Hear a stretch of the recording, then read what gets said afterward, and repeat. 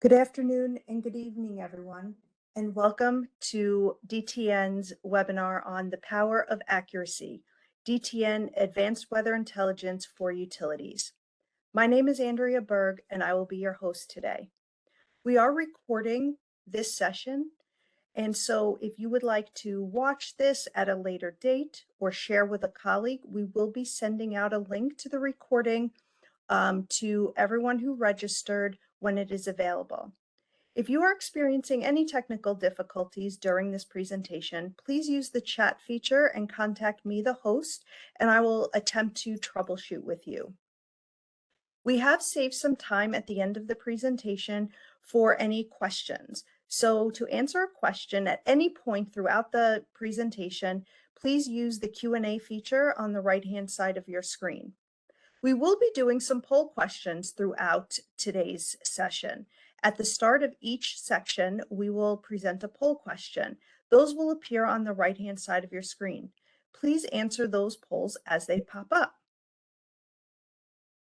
Now to go through the agenda, we're going to start with my colleague Ty Parzybach. He will explore the power of accuracy with the DTN forecast system. Then we'll move on to Kareem Bastadi, severe weather, and he'll talk about the severe weather impact on the energy market. Paul Knightley will go through our case study on Storm Éowyn's impact, and then Willie Zitterstein will close us out with doing a use case spotlight on utilities. So with that, I'm going to turn the presentation over to Ty. Okay, thank you, Andrea.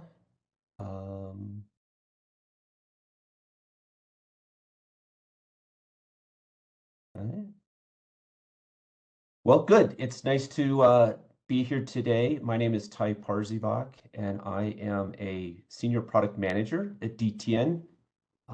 I've got 32 years of experience in the meteorology field, and I am here today to talk about our DTN forecast system. It's a pleasure to speak about this to you all today. This is all backed by a great team of data scientists, meteorologists, software engineers, and alike.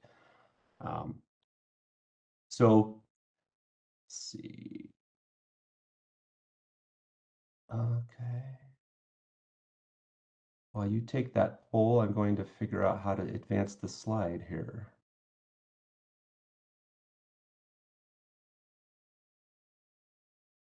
Andrea, am I? Ty, you are the host. You should be able to use the advanced features up at the right above. There you go. Got it. Okay, sorry for that. So I want to first talk about our forecast system, and we call it a system on purpose because it's really a machine learning-based statistical blend of state-of-the-science, industry standard, atmospheric and oceanic models. And so the DTN forecast system comprises of several global models, including the ECMWF, regional models. I use several listed there, including the ICON and the UK Met models. We do operate a few in-house models.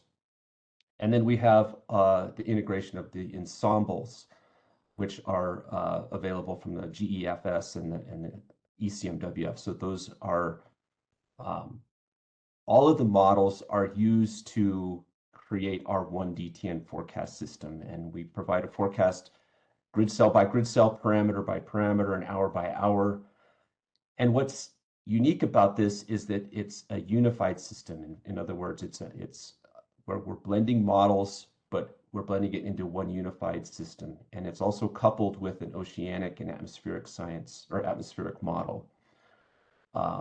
So this allows this system to constantly evolve and adapt to weather conditions, seasonal changes, and that sort of thing. So the performance and data availability can change, but the model will stay consistent.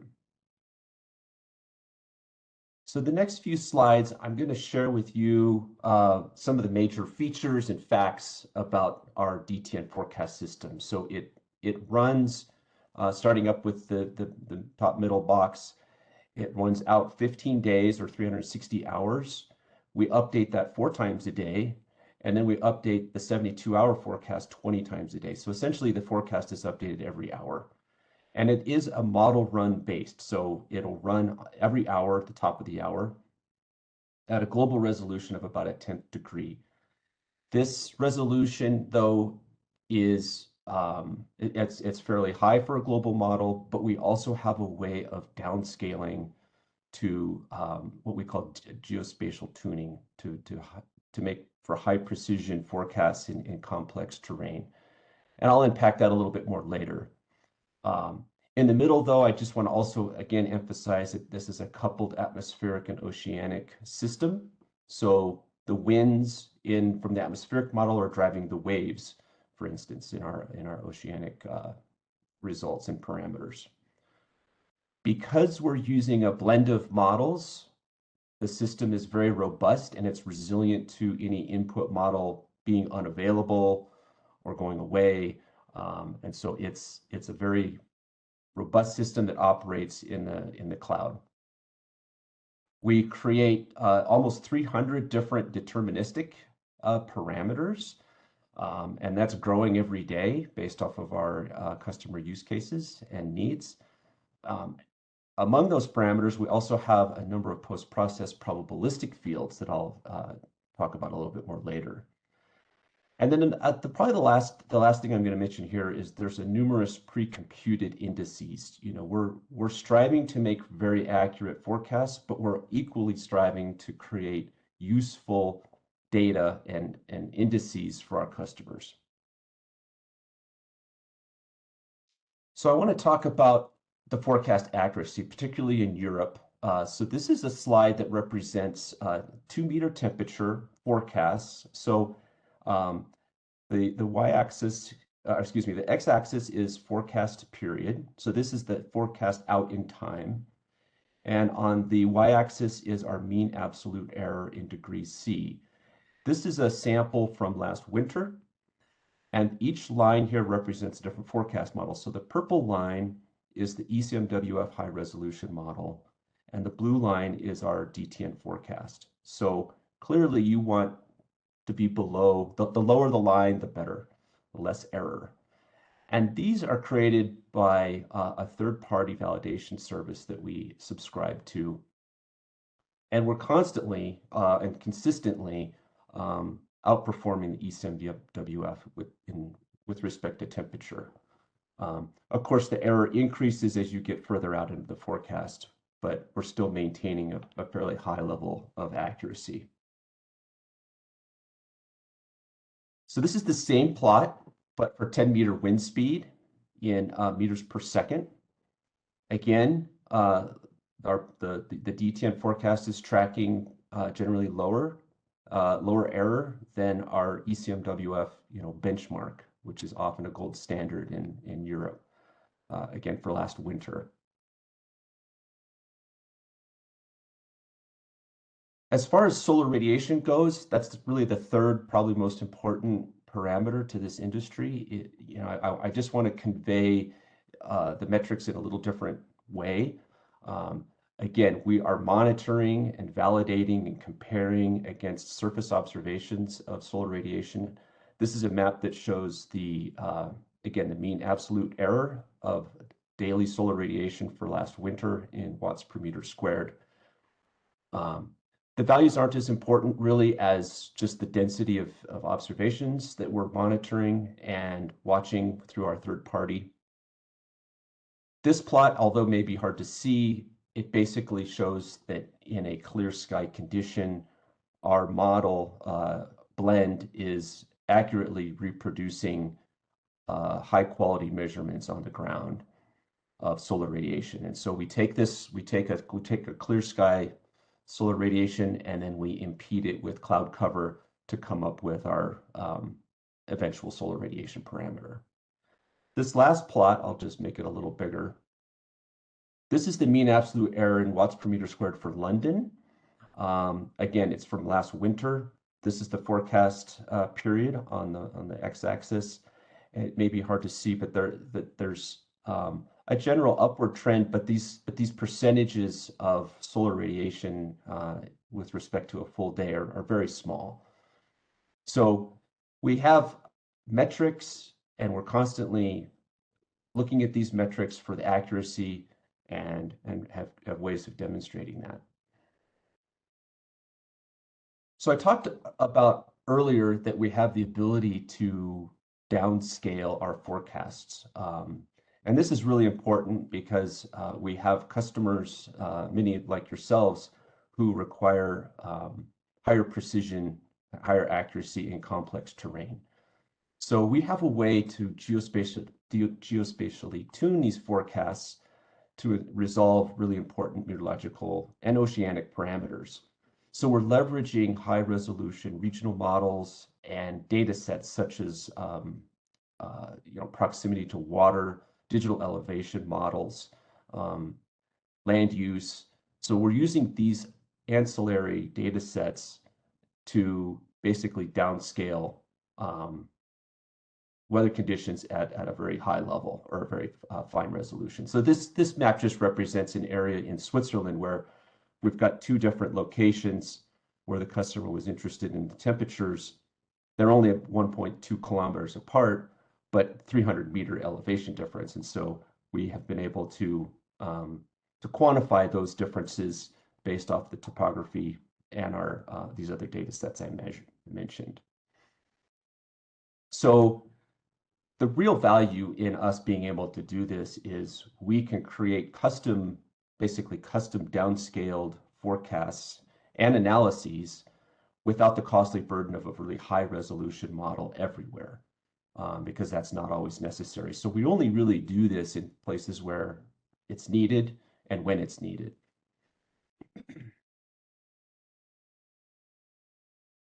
So I wanted to touch on some of these probabilistic forecasts and confidence metrics that we're building. And again, this goes to where we're taking our accurate forecast, but then we're value adding it with these metrics to help folks like you make better decisions. So the first is a model blend maximum and minimum. So basically, we take all of those input models I mentioned at the beginning and determine the maximum and minimum, for instance, temperature of those models. And then we also have our deterministic value in the middle. So this will give you a sense of model cohesion or confidence limits. We also compute the actual confidence limits of these, like for instance, the 90% confidence limits. So that's a way for you to understand how well the cohesion of the forecasts are from the different models, and basically ascertain some level of uncertainty in the forecasts. Next is the probability of exceedance. So we offer gridded fields for key thresholds. So for instance, 0 degrees C or freezing point, or 35-mile-per-hour winds, for instance. There's going to be other on-the-fly user-defined thresholds. So if there's a particular wind threshold that you are interested in and would like to know the probabilities of that being exceeded at any particular hour in the future, that's something that we're computing. In the inset here, it is just an example of a probability of exceedance of a 35-mile-per-hour wind gust at a certain time in the future. And then we've got just the more traditional probabilistic forecasts at various percentiles for wind gusts, precipitation, temperature, and we're adding more as we go along. Another thing that's not yet available, but we're working on, is forecast confidence metrics. So this is a way for us to objectively, but with the human in consideration of how would a human interpret the forecast confidence, considering all of the different variables that have gone into the forecast. So for instance, the forecast model input variability, the max and min of the blend. If there's a large range in forecasts, that implies a little less confidence. Run-to-run variability. So if there's a trend or a lack of trend in the forecast as we move out in the future, it's those kinds of ingredients that we are blending together to come up with a forecast confidence metric that's very easy to understand and communicate to you so that you can quickly make a decision based off of a confidence metric. And my last slide is I wanted to talk a little bit about where our forecast value curve. So, you know, there's a tremendous amount of work that we put into observations and our forecasts to make them accurate. We use hundreds of thousands of observations globally to establish our analysis, by which then we tune our forecasts and determine which forecast models are doing best in certain places and times and space. But where we really are trying to leverage our data is to provide better decision-making data. So we're leveraging these data and products and service offerings to align with your customer needs, basically. And we're trying to create what we like to call decision-grade data. So we're really trying to focus up here on, you know, taking our accurate forecasts and developing those data sets that are meaningful to you. For instance, we've got hub height winds for the renewable industry and energy production at various heights. And then we've got other indices like a hot, dry, windy index for forest fires. And we've got an energy event index that will provide some sort of indexes to the severity of inclement weather. So we're really trying to use AI to help us also create data that will make decision-making easier for you. And then up at the top, there's the consultation. You know, we have humans in the loop. We've got hundreds of meteorologists around the world that are available 24/7 to help you make decisions and interpret the data that you're receiving from DTN. So with that, I'm going to hand it off to Haroon or Karim, so he could talk about our the impact of weather in the energy market. Okay. Yes, let's see here. Let me turn it over to you, Karim.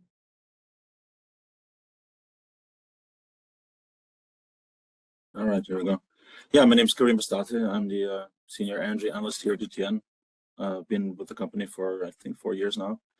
I'm going to talk to you a little bit about, you know, weather implications for the energy market. And I want to start with the current natural gas storage situation in Europe.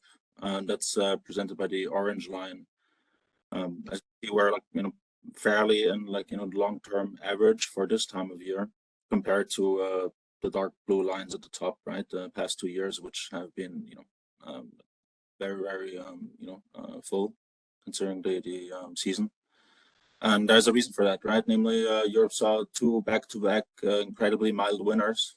And the reason for, you know, storage being where it is now is because of a fairly normal winter, which normally wouldn't be an issue if it wasn't for the fact that Europe has been weaning off its, you know, largest source of natural gas, namely Russian gas. And the question now is, how do you fill up and you know, during injection season the next few months to arrive at that 9% target ahead of winter? Well, there are, you know, 2 potential solutions that they've been working on. One, of course, is reduce demand, right? And that has been achieved.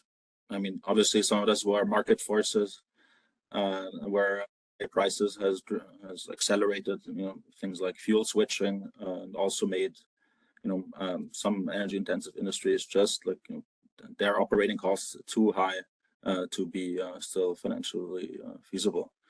The EU has set the target of reducing net gas demand by 15%.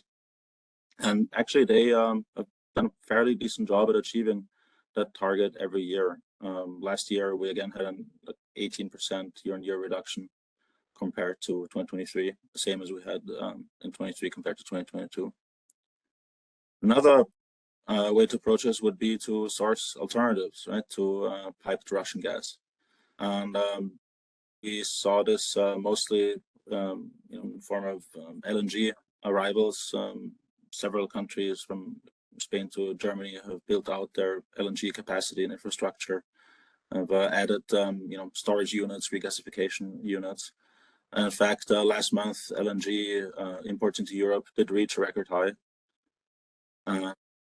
if you look at the graph here, that blue bar, that's mostly from the US LNG exports, and those have more than doubled since the Russian invasion of Ukraine. However, also note that Russia, that dark red bar, still makes up a sizable chunk of LNG deliveries. And in fact, there's a good reason for that. It is still, at the moment at least, vital for the supply-demand balance for natural gas in Europe. In fact, the chart on the left shows you quarterly imports. And we can see that the Russian chunk is definitely non-zero, and imports still, despite that huge step up from from the US and other countries, the supply situation still looks dire compared to when I pulled here to the German supply-demand balance as an example. How the demand reduction was much, that purple bar was much smaller than the loss in supply. So what does it mean? Actually, let me go back to this chart here because it visualizes it nicely. To really reach that 90% filling by November, Europe will need about 25 billion cubic meters of natural gas more than last year. That's an additional 25 BCM, and that translates to more than 200 LNG cargoes. The question is, where they will come from on a market where there's already more competition for these cargoes and prices are much higher than they were at this time last year. Now, to our outlook, just look at summer in the next few months, what we can expect and what this means for energy. We expect the summer in Europe to be warmer than average, a little drier than average, which should lead to higher cooling demand. Above average sun days also should lead to more solar power generation. We have heat wave risks, elevated ones, especially in the east and southeast, which could impact the power lines. And of course, we have a more active than average tropical storm season that we're expecting, right? Meaning hurricane impacts on the US Gulf Coast, meaning in turn that this could impact production and exports of LNG from the US. And one thing I skipped here is the severe storm risks, which imply higher chances of power outages. And I'll hand it over to Paul, who can tell us a little more about these severe storms and their impacts. Thanks very much indeed, Kareem, and good afternoon, good evening to everybody. My name is Paul Knightley. I am the Senior Weather Risk Manager here in Europe, so I look after our team of meteorologists here across Europe and working, as the guys have already said, with our meteorologists around the world to provide value adds to our data sets that we already provide to you guys and to others. So I want to speak about a storm which affected the UK this last January, a storm Éowyn, as it was named by the UK Met Office and the Irish Met.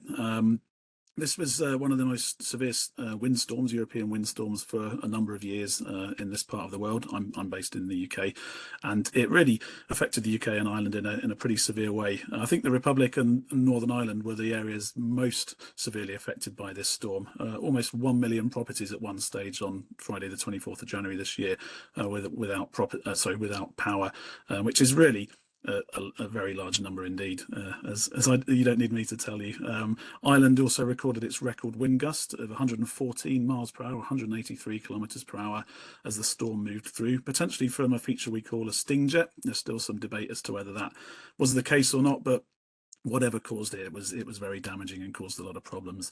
And across Britain, especially northern England and southern Scotland, we saw almost 120,000 properties losing power in those regions as well. So really nasty storm.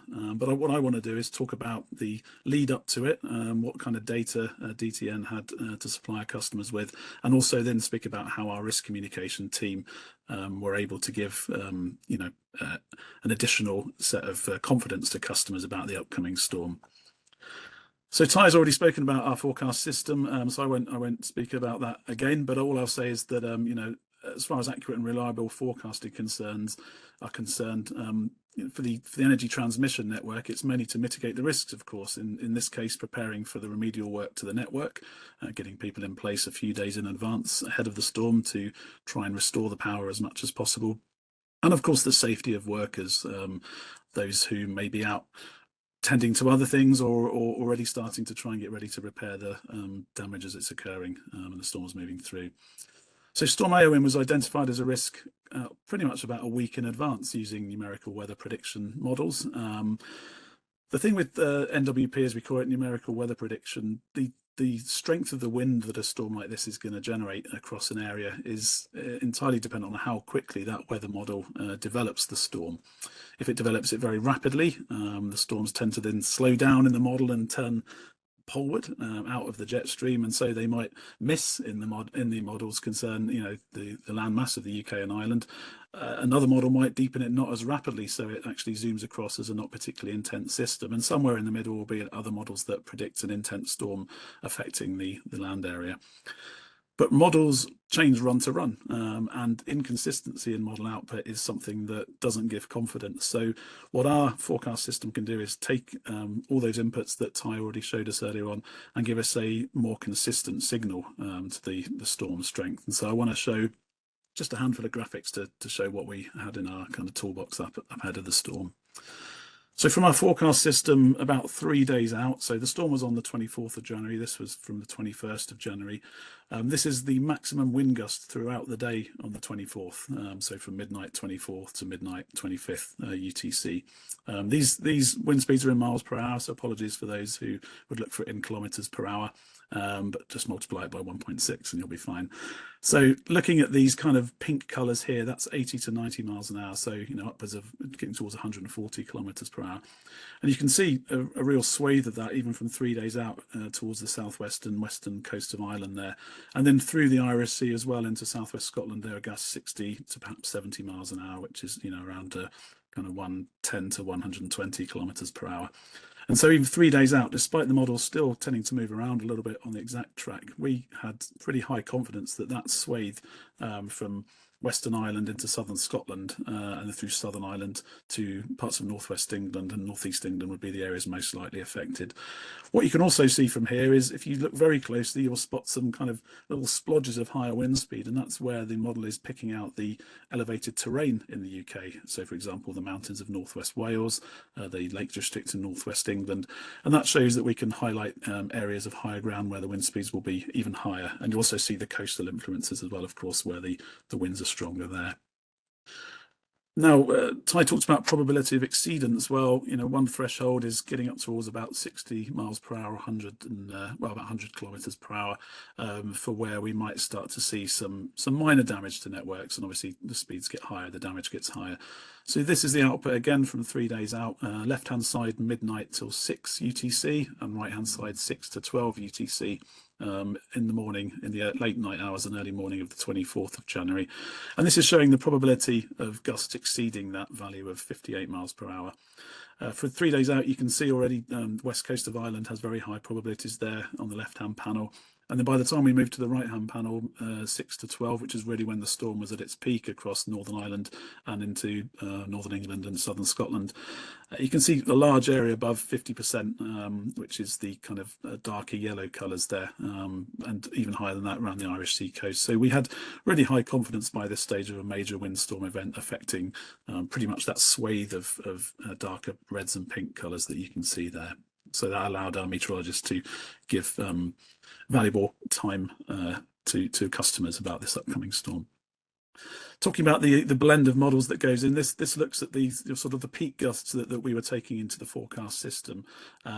This is a spot time, so the left-hand side is 6 UTC, 06 UTC, and the right side is 12 UTC on the 24th of January.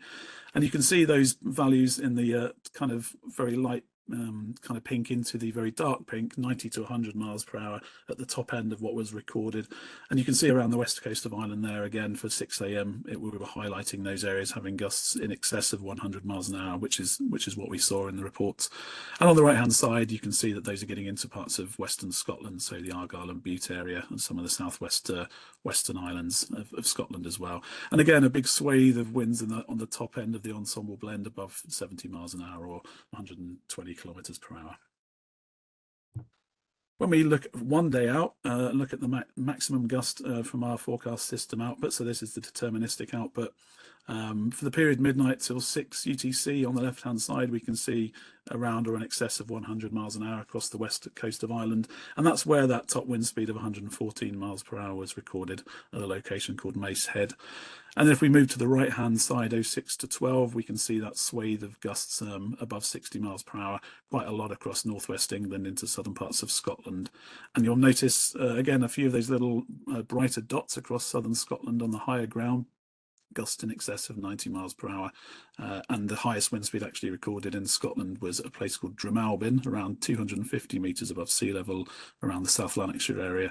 And that had a gust of just over 100 miles per hour or 160 kilometres per hour. So again, the ability of the system to pick out those higher elevation sites and pick out the high wind speeds there is pretty apparent in this output. So that's all well and good, but we have a team of expert meteorologists, risk communicators who are on hand to speak to customers like yourselves to, well, convey all that information and help you make your informed decisions by speaking about the confidences and stuff like that. But the risk communicator actually starts out by having you know, communication with stakeholders, developing the risk plans, the risk registers, what kind of wind speeds, or in this case, would cause you problems. And you can see there, I won't go through it on the left-hand side, but we have annual workshops and mock drills. We have impact-based forecasting and communication. And a typical day, as you can see there, usually 12 hours plus if we're on site. For customers like yourselves, it would be 24/7 access to a meteorologist at any one time. And on the right hand side, you can see some of our customers that we've supported in the last year, and also customers that are upcoming in this regard. So as far as this storm was concerned, our risk communication team gave guidance well ahead of the storm. You know, 7 days ahead, we were speaking about the risk of disruptive winds moving into the UK and Ireland. We take part in conferences in the lead up to the storm with stakeholders, so that they can plan the mitigation and then the repair work, and also the communication they're going to hand out to customers. We also produce then post-storm reviews to allow you to speak to the regulator to show that storms like this are high impact, somewhat unusual events. And also, of course, that allows you to prepare and protect your network. Well, not necessarily protect the network, but protect it by being able to repair it as soon as you can after the storm has passed. And just as an idea of some of the output on the right side there, you can see the forecast from a couple of days out for parts of northwest England and southern Scotland. And I know it's very hard to read on the screen, but those red colours there are showing gusts over kind of 75 to 80 miles per hour, and that was well picked out by our meteorological output. So a quick run through there of Storm Éowyn. What I will do now is turn it across to Willy Zitterstein, who will guide us through his part of the presentation. So Willy, I shall make you the presenter now. Paul, interesting. I don't want to pronounce the name of the storm. I will have a hard time doing that. My name is Willy Zitterstein, Senior Solution Engineer, Weather Intelligence. And I would like to share with you how using weather intelligence can help you to avoid power line congestion and increase the availability of transportation capacity in overhead power lines.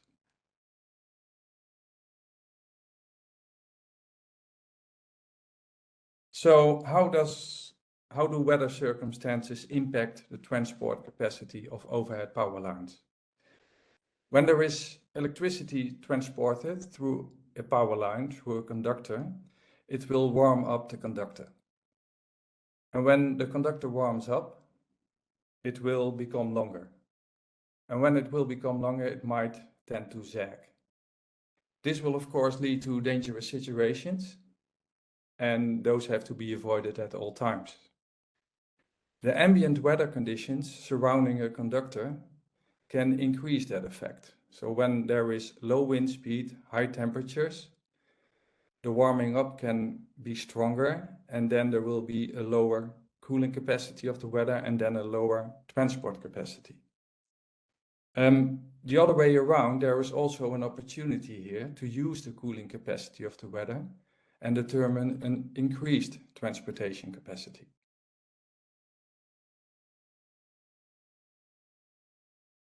Using ambient weather conditions to calculate power line ratings actively, that is called dynamic line rating. Via this method, the cooling capacity of the weather conditions surrounding the conductor, can be used to calculate additional transportation capacity. This can be done for actual situations where you might have congestion, but it can also be used for intraday and day-ahead forecasting or planning purposes. In the picture on the right side of the purple triangle, you can see that the additional calculated transport capacity, by making use of the cooling capacity of the weather, can be used to reduce, for example, the number of times you have to announce congestion. And that's a win with using weather intelligence. You can also use it to increase renewables ingestion. So when there is a lot of solar and wind power coming into the grid, and you know that the weather will have an extra cooling capacity on the power lines, you can offer more capacity to the grid and enable the ingestion of those renewables. Another one is that when there is too much renewables energy coming into the grid, typically wind power production gets curtailed. Avoiding those situations, because you know there is enough cooling capacity of the weather conditions, is also a use case that can be applied here. So all of these challenges are currently on the agenda of transmission system operators, and therefore they are highly relevant. And it's obvious that when you want to apply dynamic line rating, that the quality of the weather input, which is on the left side of the purple triangle, needs to be of good quality and plays a crucial role in the safe and reliable implementation of dynamic line rating. So as you can also see in the picture here on the left side of the triangle, these are the input parameters for dynamic line rating. So it's temperature, wind speed, and solar radiation. Especially temperature and wind speed are very important for the cooling capacity of dynamic line rating and weather conditions. And exactly for these two parameters, wind speed and temperature, we have created PCI parameters, probabilistic confidence interval. Ty already mentioned them in his talk. This innovation was specifically done for one of the major European transmission system operators. They wanted to optimize the implementation of dynamic line rating into their operations, and it needed a good probabilistic forecast. This probabilistic forecast needed to focus on intraday and day ahead. And the PCI parameters are unique parameters that outperform the more traditional ways of determining a probabilistic forecast using ensemble weather data. So they enable the transmission system operator to calculate scenarios, also a worst case scenario they might want to avoid to get into trouble. And in this way, they can use the cooling capacity of the weather in the most optimal way, and they can optimize system optimization, and they can include as much as renewables as possible using the cooling capacity of the weather. And via these probabilistic parameters, they can also do that in a safe and reliable way. So that's where I'm handing over back to Andrea. Thank you, Willie. And I want to thank our presenters, Willie and Paul, Ty, and Kareem. And just a couple of key takeaways. Basically, accurate weather forecasting is critical for balancing energy supply and demand. And case studies like Storm Éowyn demonstrates how reliable forecasts mitigate risk for utilities and energy markets. Willie explained dynamic line ratings enable TSOs to optimize grid capacity using weather-based cooling predictions. Weather intelligence drives pricing optimization and risk management in energy markets. So with that, I just want to thank you all for being here. Our next webinar is on July 22nd, 2025. We don't have a topic yet because in our survey that we will be sending to you guys at the conclusion with the recording, we will ask you for what you want to see in our next webinar, and we will craft our topic for our July webinar at that time. If you want to connect with any of our DTN experts to learn how weather intelligence can benefit your organization, just scan the QR code on your screen and you can connect with somebody there. So with that, again, thank you all for joining us today and have a great rest of your day.